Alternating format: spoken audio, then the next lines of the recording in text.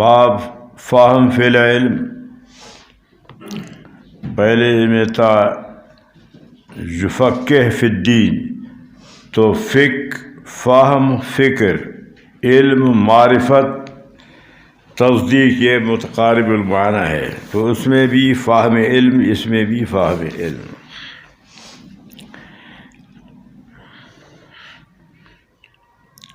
یہ حدیث پہلے گزر چکی ہے، 2 دفعہ پہلے گزری ہے کہ درخت کے بارے میں نبی علیہ السلام نے فرمایا کہ یہ کون سے درخت ہے جو مثل المسلم ہے.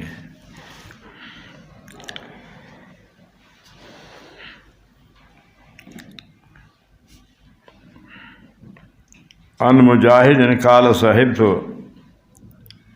ابن عمر رضی اللہ تعالی عنہ کا ہم سفر رہا الی المدینہ، مکہ سے مدینہ کی طرف. یہ سفر مکہ سے مدینہ کا سفر ہے. فلم اسمع یحدث، اس سفر میں ایک حدیث صرف حضرت ابن عمر نے بیان کیا، وہ یہی حدیث ہے کہ ان من الشجر شجرۃ مثل المسلم.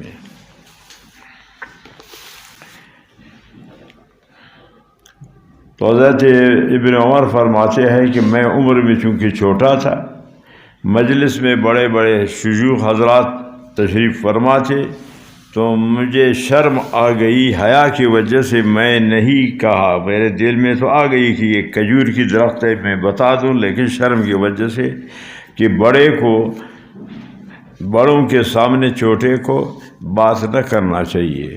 چھوٹے کو چاہیے کہ وہ خاموش رہے، بڑوں کی بات سنے، اسی لیے میں نے بیان نہیں کیا. کہاں نے پیچھے نکال، یہ کدھر گزرا؟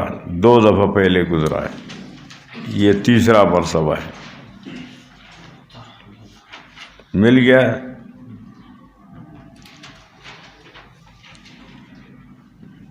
ملا؟ قریب 2 دفعہ گزرا ہے نا، یہ تیسری مرتبہ ہے. تفصیل ہاں، چلو آگے پڑھو. وقال عمر رضي الله تعالى عنه كما قبل أن تسود قال أبو عبد الله وقال أن تسود وقد تعلم وصام النبي صلى الله عليه وسلم وبعد كبر سنهم. حدثنا حميدي قال حدثنا سفيان قال حدثنا إسماعيل بن خالد على غير ما حدثناه الزهري قال سمعت قيس بن ابي حازم قال سمعت عبد الله بن مسعود رضي الله تعالى عنه قال قال النبي صلى الله عليه وسلم لا حسد الا في الاثنتين، رجل اعطاه الله مالا فسلط ولا يكده في حق، ورجل اعطاه الله الحكمه فهو يقضي بها ويعلمها. اغباط فی العلم، پہلے باب میں تھا فہم فی العلم، اس میں ہے اغباط فی العلم. تو ان دونوں بابوں میں علم کا تذکرہ ہے، علم کا ذکر ہے، اس لیے یہ باب پہلے باب کے ساتھ مناسب اور مناسبت ظاہر ہے کہ دونوں میں علم کا ذکر ہے.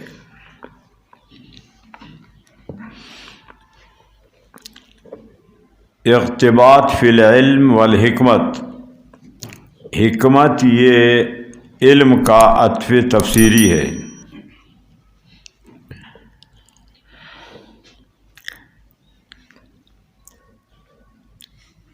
دونوں کا معنی ایک ہے، علم اور حکمت مترادف.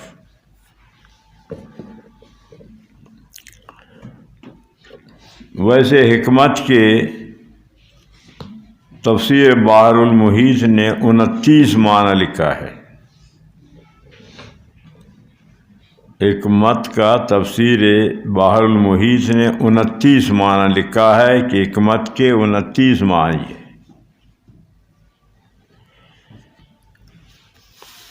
ان 29 معنی میں سے خشیت ہے. حکمت کا معنی خشیت، کہ جس کے دل میں اللہ کا ڈر پیدا ہو، اللہ کا خوف ہو.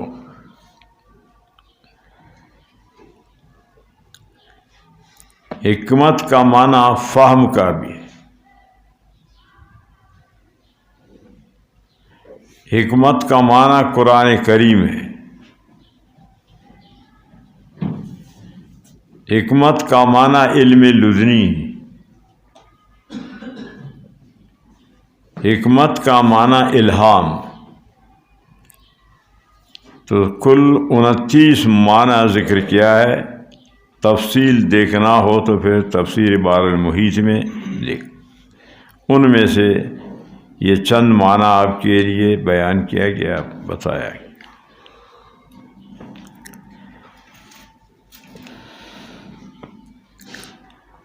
علامہ انور شاہ کشمیری فرماتے ہیں حکمت یہ نبوت وحی کے بغیر ایک اور علیحدہ ایک چیز ہے.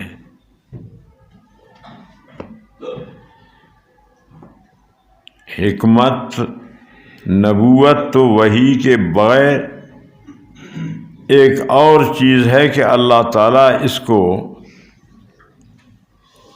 ان لوگوں کے دل میں ڈالتا ہے کہ جو خاشعین ہے، اللہ سے ڈرنے والے،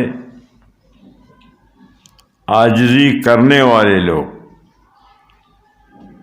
زاہدین فی الدنیا، تارک دنیا ہوں، جو تارک دنیا ہو ان کے دل میں اللہ تعالیٰ یہ بات ڈالتا ہے.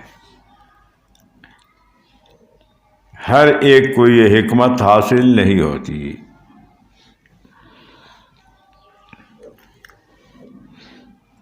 وقال عمر رضی اللہ تعالیٰ عنہ، حضرت عمر کے بارے میں ابتدا میں جو پہلی حدیث ہے وہ حضرت عمر کی ہے. سوانح وہان تفصیل سے بیان ہو چکا ہے. قال عمر یعنی قول عمر رضی اللہ تعالی، حضرت عمر کا یہ قول ہے. فرمایا تفقہوا قبل ان تسودوا.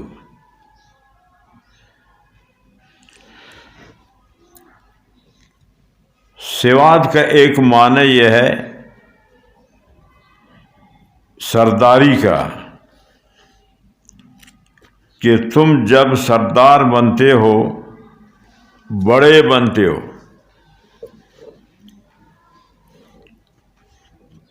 صاحب منصب بنتے ہو، اس سے پہلے علم حاصل کرو.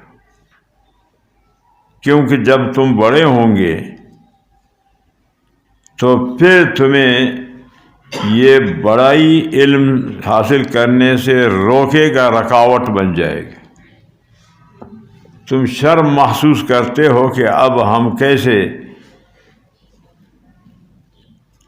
طالب بن کر کے استاد کے سامنے بیٹھے. تو اس لیے فرمایا کہ پہلے علم، چھوٹے ہو تو اس وقت علم حاصل کرو، کہ استاد کا ڈانٹ و ڈپٹ تو یہ بچہ اس کو برداشت کرے گا، بڑا اس کو مشکل برداشت ہے. تو اس لیے فرمایا کہ بڑے ہونے سے پہلے علم حاصل کرو.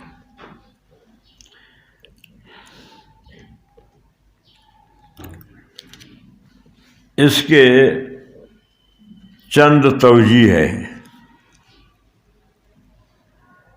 ایک توجیہ اس کا یہ ہے تفقہوا قبل ان تسودوا کا معنی تعلم العلم ما دمتم صغارا قبل السیاست والریاست وقبل ان ينظر الیکم فإن لم تعلموا قبل ذلك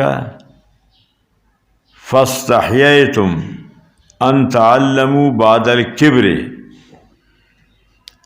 فبقيتم جهالا. اگر تم کم عمری میں علم حاصل نہیں کریں گے، بڑے ہوں گے، تو پھر شرم کی وجہ سے تم علم حاصل نہیں کرتے ہو تو جاہل رہتے ہو. اس لیے فرمایا کہ مدت صغار میں تمہیں علم حاصل کرنا چاہیے. ایک توجیہ تو اس کا یہ ہے.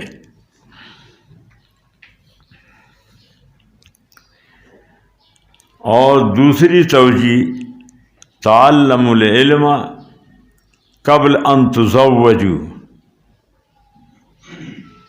فتصیروا سعادة بالتحکم علی الازواج والاشتغال بہن. شادی کرنے سے پہلے علم حاصل کرو، کیونکہ جب شادی کریں گے تو تم بیوی کے اوپر حاکم بنیں گے، وہ محکوم. جب تم حاکم بنیں گے تو پھر دوسرے کے محکومیت برداشت نہیں کریں گے کہ استاد کے سامنے تو تم حاکم نہیں محکوم ہو. وہ حاکمیت تمہارے لیے رکاوٹ بن جائے گا تعلیم سے. والاشتغال بہن، پھر بیوی کے جو ضروریات ہیں وہ آپ کے لیے رکاوٹ بن جائیں گے کہ آپ ان کے ضروریات میں مصروف ہوں گے. اس لیے شادی کرنے سے پہلے علم حاصل کریں. تیسری توجیہ ہے تعلموا العلم قبل ان تزوجوا فتصیروا اصحاب ارباب بیوت، تم گھروں کے پھر مالک و سربراہ بن جائے گا. چوتھی توجیہ اس کا لا تاخذ العلم من الاصاغر فیضری بکم ذالک، چھوٹے سے علم حاصل مت کرو، بڑے عالم سے علم حاصل کرو.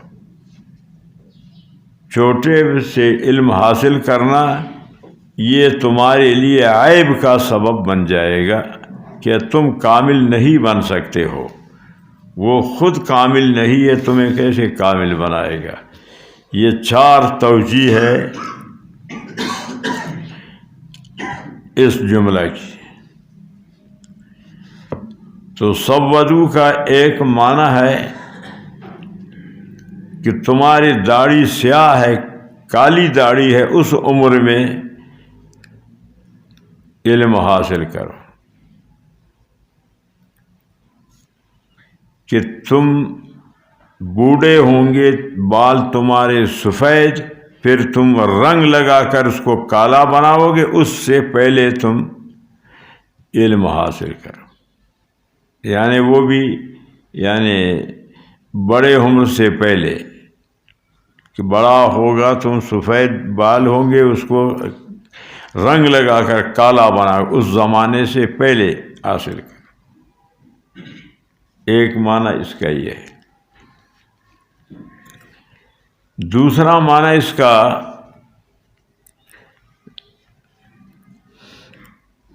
سلب السواد، جب کہ تمہارے داڑھی کی سیاہی کالائی سلب ہوگا، ختم ہوگا، یا تم بوڑھے ہوں گے اس سے پہلے.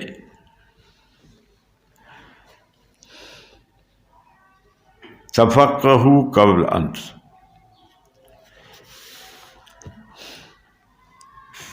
فقہ کا معنی تو آپ پڑھ چکے، بتایا آپ کو بار بار. لغوی معنی، اصطلاحی معنی. فقی کس کو کہتے ہیں؟ کس عالم کو؟ شداد بن اوس اس کی تعریف کی ہے کہ کون سا عالم فقی کہا جاتا ہے. فرمایا لا یفقہ العبد کل الفقہ حتی یمکن الناس فی ذات اللہ تعالی. فقی عالم وہ ہے کہ وہ اللہ کو راضی رکھے، لوگ بے شک ناراض ہوں. اللہ کی رضا کو لوگوں کی رضا سے مقدم رکھے، وہ ہے فقی، وہ ہے بڑے عالم اللہ والا. لا یفقہ العبد کل الفقہ حتی یمکن الناس فی ذات اللہ. تو عالم کا شان بھی یہی ہے کہ وہ اللہ کے رضا کو مد نظر رکھے، لوگ راضی ہوں گے، ناراض ہوں گے، بے شک ناراض ہوں۔ اگر لوگوں کے رضا کو ترجیح دے گا، حق کو چھپائے گا، تو پھر وہ عالم نہیں۔ جبکہ عالم علم کی تقاضا پر نہیں چلتا تو پھر وہ عالم نہیں ہے عند اللہ۔ ایک معنی، اور دوسرا معنی لا یفقہ العبد کل الفقہ حتی یری فی القرآن وجوہا کثیرہ، کہ جو قرآن کریم کی توجیہات کو جانتا ہو وہ ہے فقی عالم۔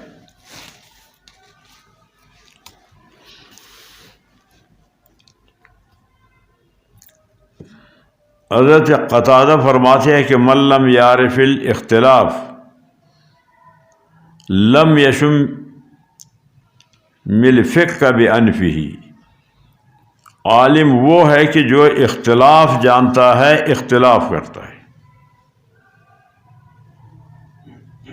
جو اختلاف کو نہیں جانتا تو فرمایا کہ یوں سمجھو کہ اس کو علم کا فقہ کا بو نہیں لگی ہے، وہ عالم نہیں ہے۔ عالم تو وہ ہے کہ وہ اختلاف کے مالک ہے، اختلاف کرے گا کہ یہ جائز ہے، یہ ناجائز ہے، یہ حق ہے، یہ ناحق ہے۔ جو اس کو نہیں جانتا تو وہ عالم نہیں۔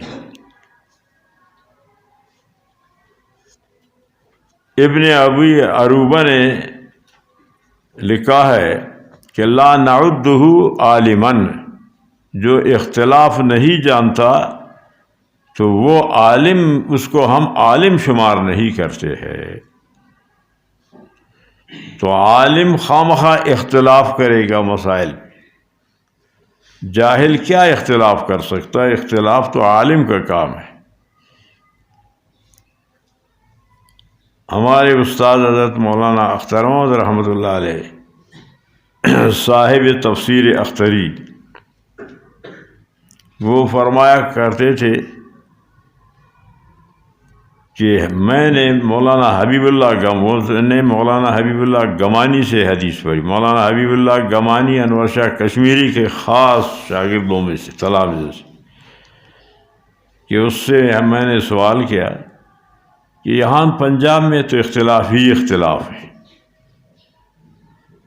بریلوی ہے، شیعہ ہے، قادیانی ہے، پرویزی ہے، ہر قسم کا فرقہ یہاں ہے، کہ ہمارے علاقہ نوشکے میں کوئی اختلاف نہیں۔ مولانا اختر محمد رحمۃ اللہ علیہ نوشکے کا باشندہ تھے۔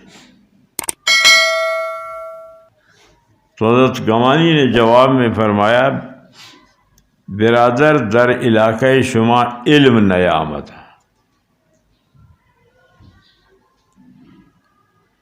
جہاں علم ہوتا ہے وہاں اختلاف ہوتا ہے۔ تو آپ لوگوں کے علاقے میں علم نہیں تو کیا اختلاف ہوگا؟ پھر یہ آیت پڑھ لیا، وَمَا اخْتَلَفَ الَّذِينَ أُوتُوا الْكِتَابَ إِلَّا مِن بَعْدِ مَا جَاءَهُمُ الْعِلْمُ، اختلاف تو علم کی وجہ سے ہوتا ہے۔ جاہل کیا اختلاف جانتا ہے؟ تو نوشکے بھی فرمایا کہ تمہارے نوشکے میں علم نہیں۔ اب نوشکے میں علم ہے کہ جمعے کو نہیں مانتے ہیں، جمعے کے مخالفت، اب علم آ گیا نوشکے میں، بات آ گئی سمجھ میں۔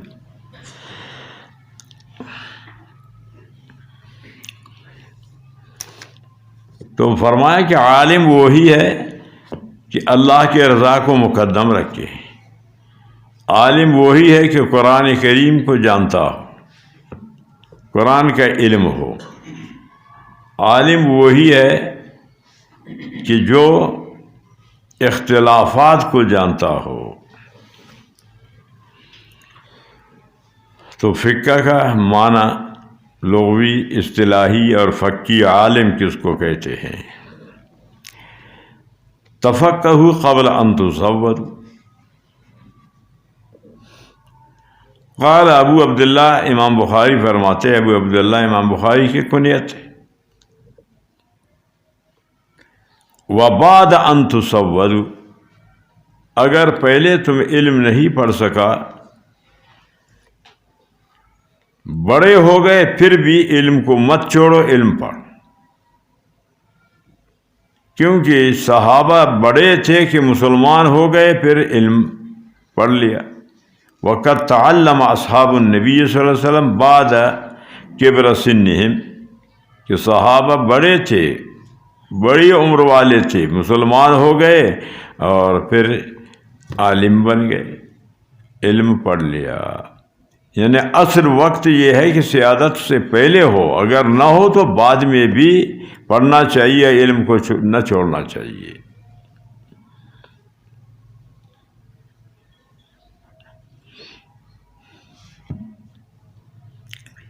صحابہ کرام کی 1,20,000 تعداد ہے.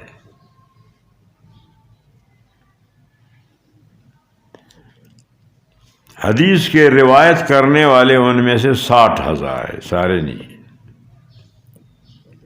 1,20,000 میں سے 60,000 حدیث کے راوی ہیں، روایت کے.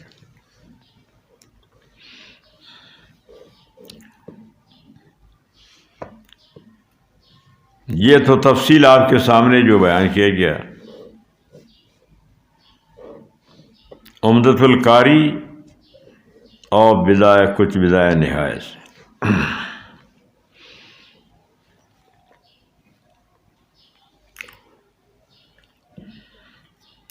حدثنا الحمیدی قال حدثنا سفیان.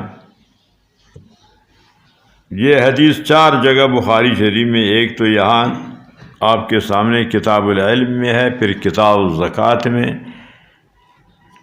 کتاب الاحکام میں، کتاب الاعتصام میں، 4 جگہ یہ حدیث ہے. حدثنا الحمیدی قال حدثنا سفیان. حمیدی یہ امام بخاری کا استاد ہے. سفیان سے مراد سفیان بن عجینہ، حمیدی کا استاد. حمیدی کے بعد جب سفیان آ جائے تو اس سے مطلق سفیان، تو سفیان بن عجینہ ہوگا. مطلق ہو یعنی نہ نسب کا ذکر ہو نہ نسبت. محمد بن کثیر کے بعد جب سفیان مطلق آ جائے تو سفیان ثوری مراد ہے. حدثنا اسماعیل بن ابی خالد علی غیر ما حدثناہ زہری.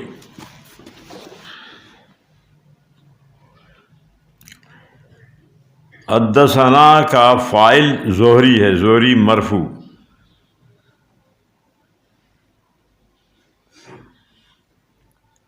حدثنا فعل زہری فاعل،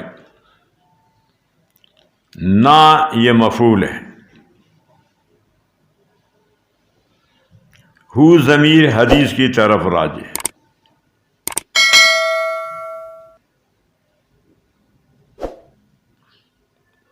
حدثنا فعل، نا یہ مفعول مقدم، زہری یہ فاعل مؤخر، ہو حدیث کی طرف راجع. سفیان فرماتے ہیں کہ اس حدیث کو اسماعیل نے روایت کیا، یعنی میں اس حدیث کو اسماعیل سے روایت کیا ہے، اسماعیل نے میرے لیے بیان کیا ہے. اور اس روایت کو زہری سے بھی میں نے روایت کی ہے، زہری نے میرے لیے بیان کیا ہے. ایک سند اسماعیل کا ہے، دوسری سند زہری کا ہے. سفیان بن عجینہ ایک سند اسماعیل سے، دوسرا زہری سے، 2 سند ہے. تو جہاں سند مختلف ہو، طرق حدیث مختلف ہو، ان کو ذکر کرنے سے حدیث کو طاقت مل جاتی ہے. مختلف اقوال سے بیان کرنے میں چیز پختہ ہو جاتی. تو اس لیے فرمایا کہ ایک طریق اسماعیل کا ہے، دوسرا زہری کا ہے، دو سند ہے، دو طریق۔ اب اس میں مغایرت کی زہری کے روایت اور اسماعیل کی اور، دونوں مغایر ہیں، یعنی دونوں سندوں میں تغایر ہے۔ کتاب التوحید میں امام بخاری جب اس کو ذکر کریں گے تو وہاں حدیث مختصر بھی ہے اور قال الزہری عن سالم،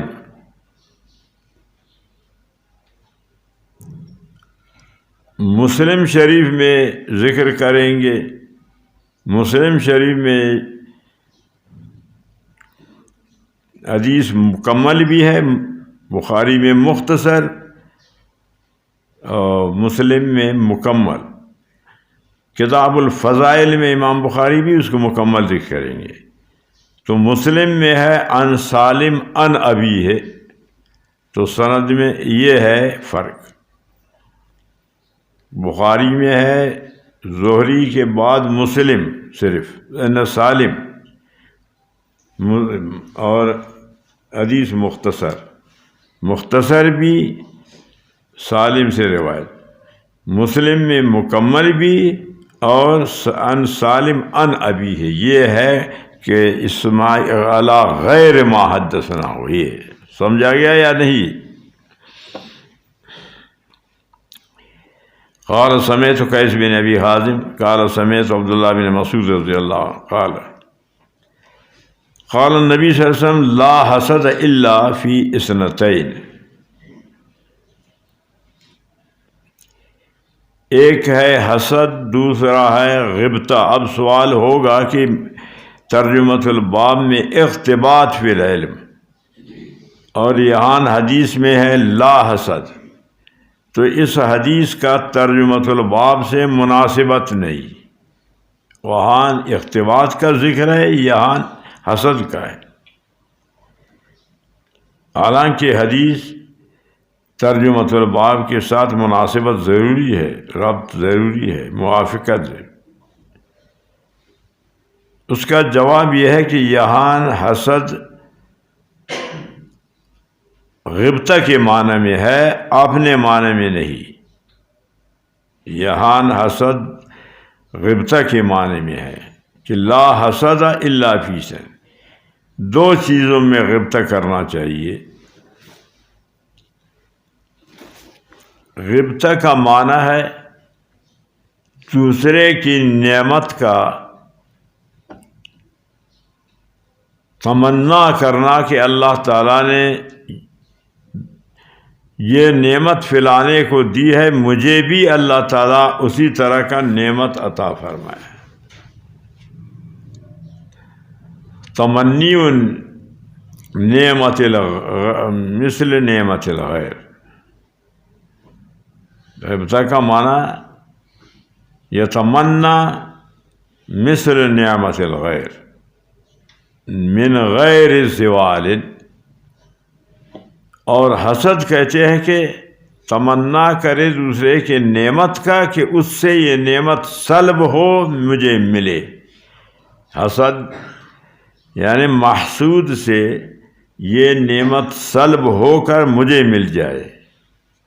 زوال نعمت کا تمنا کرتا ہے محسود کا، اور غبطہ میں تمنا کرتا ہے لیکن اس کا زوال کا نہیں، اس کو بھی ہے ملا ہے، اللہ نے دیا ہے، مجھے بھی اس طرح مل جائے، تو غبطہ جائز ہے، حسد حرام ہے۔ حسد سب سے آسمان میں پہلا گناہ وہ حسد کہ قابیل نے اپنے بھائی حابیل سے حسد کر کے اس کو قتل کیا، تو حسد گناہ کبیرہ ہے، حرام ہے، تو آسمان میں بھی سب سے پہلے گناہوں میں حسد پیدا ہو گیا نہ، وہ آسمان میں نہیں، آسمان میں تو شیطان نے حسد کیا آدم علیہ السلام سے۔ زمین میں بھی سب سے پہلا گناہ حسد ہے کہ قابیل نے اپنے بھائی حابیل سے حسد کیا، اس کو قتل کیا۔ آسمان میں بھی سب سے بڑا گناہ حسد، زمین میں بھی سب سے بڑا گناہ حسد۔ آسمان میں ابلیس نے حسد کیا آدم علیہ السلام سے، زمین میں قابیل نے حسد کیا اپنے بھائی حابیل سے۔ سمجھ میں آ گئے؟ تو حسد حرام ہے، حسد نہ کرنا چاہیے۔ تو یہاں حسد بمعنی غبطہ کے ہے کہ لا حسد غبطہ نہیں الا فی اثنتین، دو چیزوں میں، کہ ایک کو اللہ نے علم دیا ہے، دوسرا غبطہ کرے کہ اس طرح کا مجھے بھی اللہ علم دے، یہ جائز۔ دوسرے کو اللہ نے مال دیا ہے تو یہ غبطہ کرتا ہے کہ مجھے بھی اس طرح اللہ مال دے، جیسے وہ خرچ کرتا ہے سخاوت، پھر میں بھی خرچ کروں گا۔ جس کو اللہ نے علم دیا ہے وہ تمنا کرتا ہے مجھے بھی ایسا علم ہو کہ تاکہ میں بھی اسی طرح اسی علم سے دین کا خدمت کروں جیسے یہ کر رہا ہے۔ تو فرمایا کہ لا حسد غبطہ نہیں الا اثنتین، دو چیزیں۔ رجل آتاہ اللہ، رجل کو مرفوع، احدا رجل، احدى الاثنتین رجل، احداہما رجل، رفع کے ساتھ، خبر مبتدا معلوم، یا رجلا نصب کے ساتھ، پھر اس سے پہلے آنی فعل ماضی نکالو، آنی رجلا، تیسرا رجل جر کے ساتھ، تو یہ بدل بنے گا اثنتین سے۔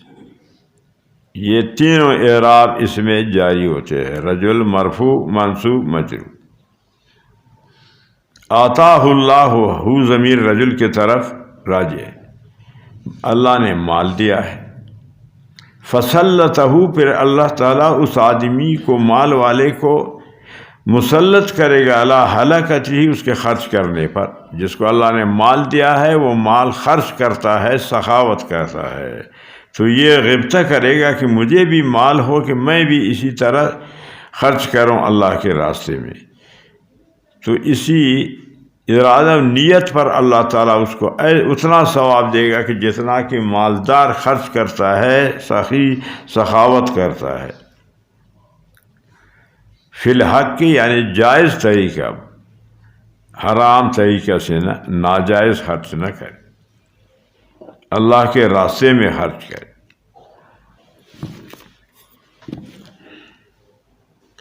وَرَجُلٌ آتَاهُ اللَّهُ الْحِكْمَةَ، دوسرا وہ آدمی کہ جس کو اللہ تعالیٰ نے علم دیا ہے۔